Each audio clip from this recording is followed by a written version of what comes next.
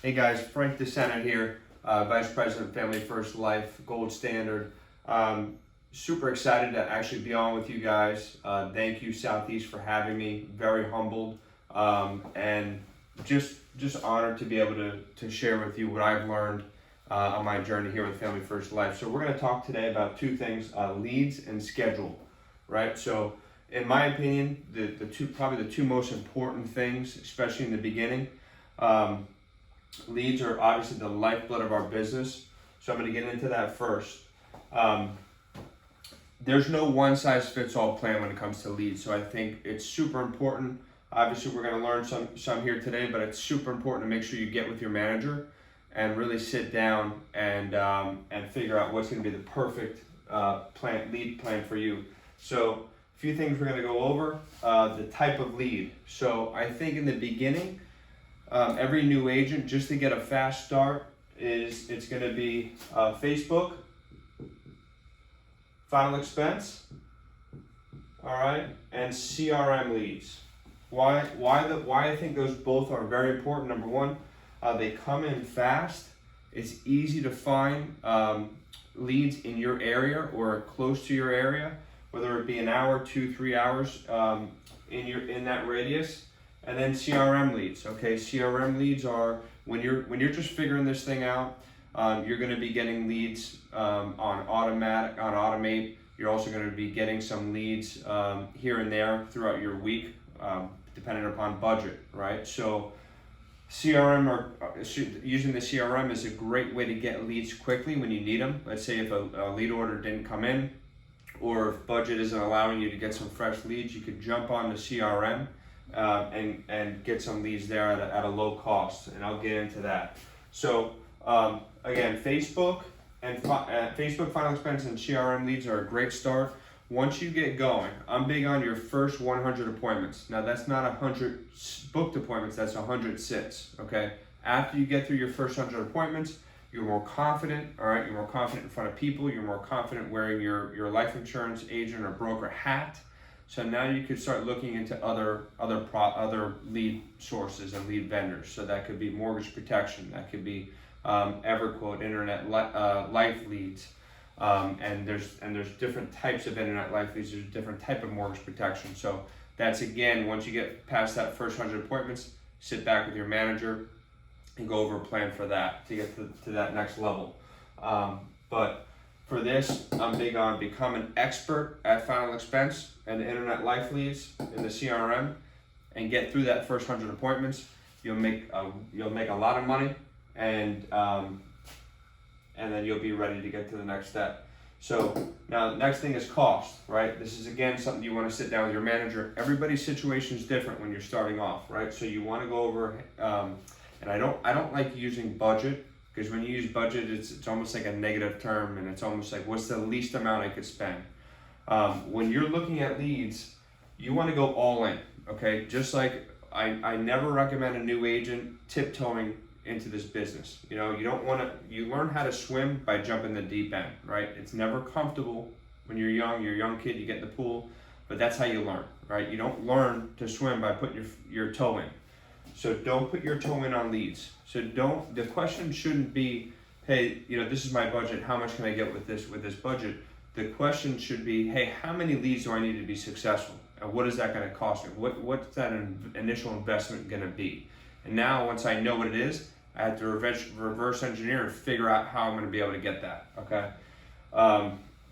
So sit down with your manager, go over what's going to be the cost, what's going to be my weekly investment, okay? And then consistency. Consistency is key, all right? New agents, I think their biggest struggle is the roller coaster ride, all right? Good week, good day, bad day.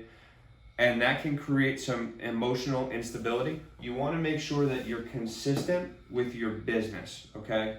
And the lifeblood of your business is leads. So your emotional consistency, everything is going to stem from your leads. So make sure consistency is important. One way to do that is make sure you have marked on your calendar 2 times a week that you are ordering leads. All right. So for me, if I'm going to dial on Monday morning, I want to make sure on Thursday or Friday then I'm going to order leads so that they're in by Monday, all right? And then again on Monday or Tuesday, I'm going to order leads again to make sure that they're in by Thursday, again, dialed in.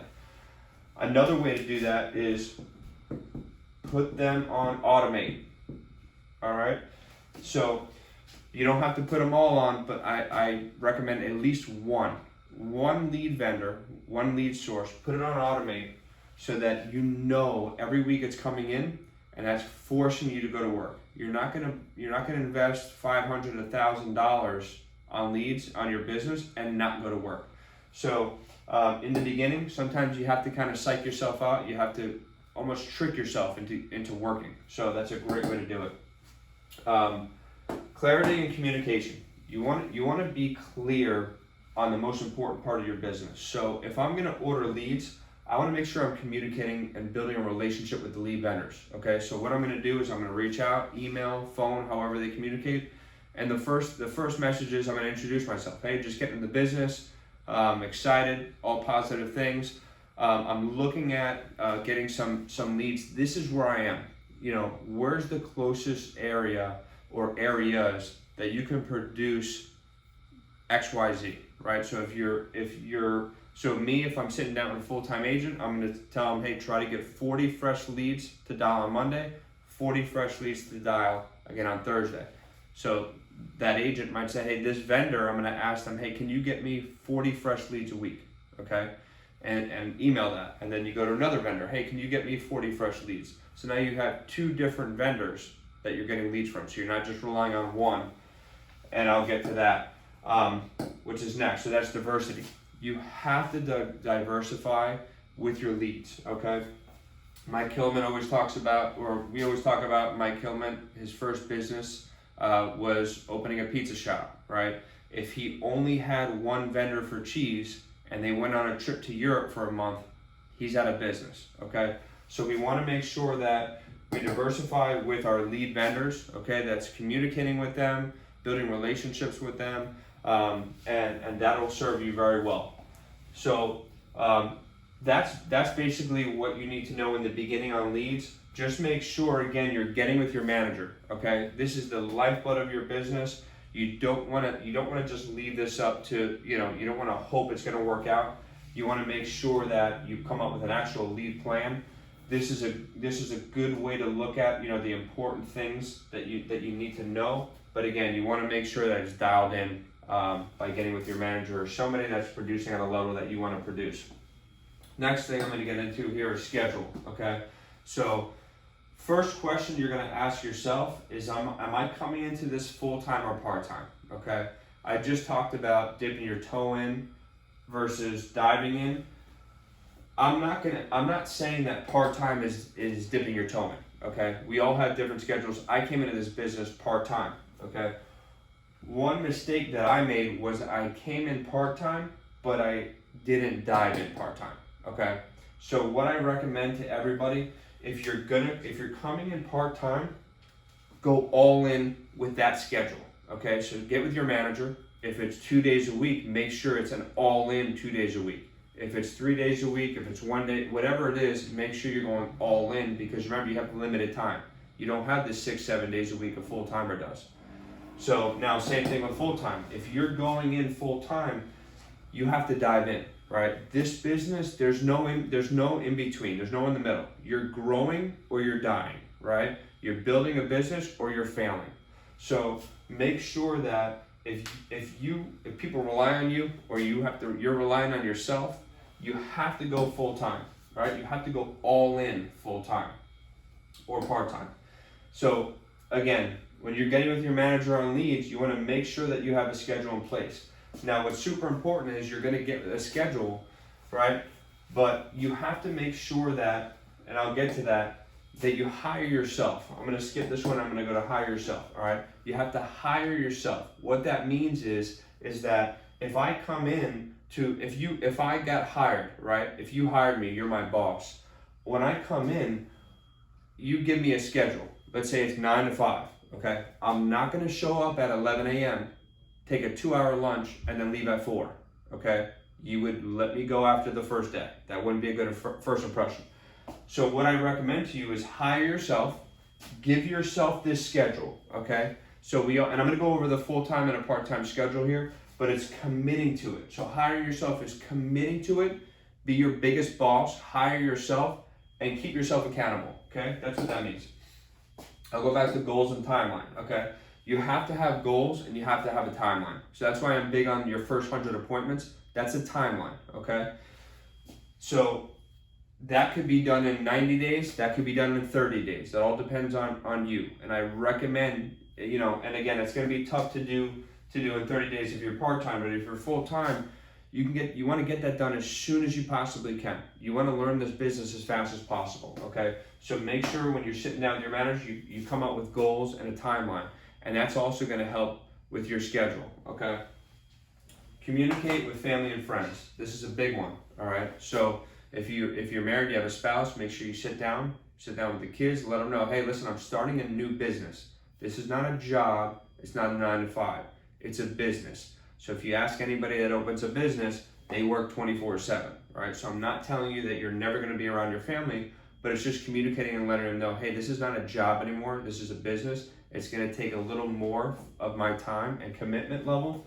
And if you communicate and set the expectation, just like we set the expectation with our clients when we're sitting in front of them, just like we set the expectation with an agent when we're hiring them and becoming partners, you wanna set the expectation with your family, who's the most important, most important people in this business. So, now I covered all the bases that I wanted to cover. I'm gonna go over full-time and part-time schedule briefly, and then I'll let you go.